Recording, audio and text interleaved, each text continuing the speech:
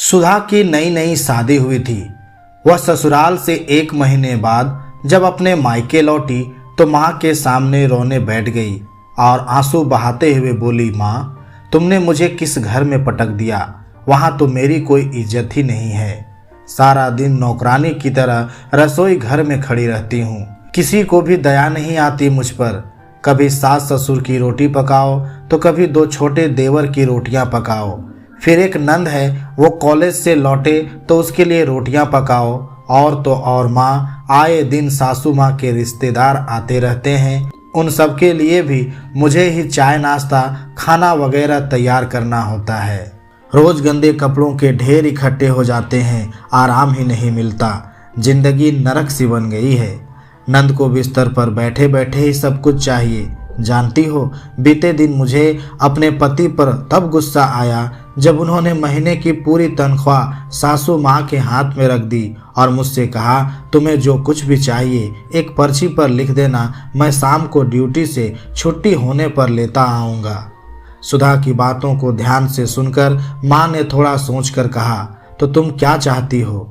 मुझे उन सब के साथ नहीं रहना, बस मैं और मेरे पति हम दोनों अलग अपनी गृहस्थी बसा ले, कुछ ऐसा उपाय बताओ माँ। बेटा, तुम्हारे पास 2 ही रास्ते हैं, एक तो तुम वहीं रहो और उन सब की सेवा करो, क्योंकि वह परिवार भी अब तुम्हारा ही है। और अगर तुम चाहती हो तो तुम अपने पति को किसी किराए के मकान में ले जा सकती हो, वहाँ तुम्हें किसी का खाना नहीं पकाना पड़ेगा, किसी के कपड़े नहीं धोने पड़ेंगे, पति की पूरी तनख्वाह भी हाथ में ही तुम्हें मिलेगी। लेकिन याद रखना, जब तुम्हारे कोई पुत्र होगा और जब वह बड़ा हो जाएगा, उसकी भी शादी होगी, घर में तुम्हारे जब बहू आएगी, उस वक्त तुम यही सोचोगी कि मेरा बेटा और मेरी बहू मेरे ही साथ रहे और मैं अपने नाती पोतों के साथ खेलूं।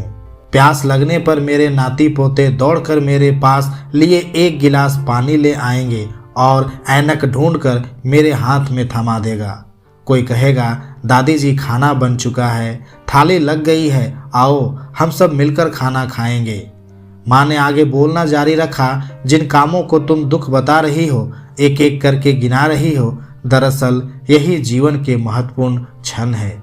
एक सफल गृहिणी अपने हर एक कार्यों को सरल बनाकर झट निपटा देती है, उसका रोना नहीं रोती।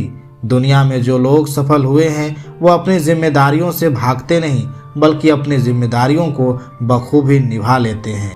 और बेटा, ये जो तुम जिन्हें दुख समझ रही हो ना, वो दरअसल तुम्हारी सासू माँ तुम्हें एक जिम्मेदार बनना सिखा रही।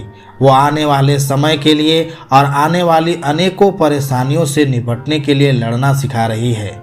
वर्षों से हर सास अपनी बहू को अपनी जगह पर जिम्मेदार बनाने के लिए ऐसा करती आई है। कल तुम भी अपनी बहू को जिम्मेदार बनाने के लिए उसे मजबूत बनाओगी। बेटा, घर के बुजुर्ग कब तक हैं और कब नहीं, कोई नहीं जानता। वो अपनी आने वाली पीढ़ियों को मजबूत और रिश्ते निभाते हुए देखना चाहते हैं।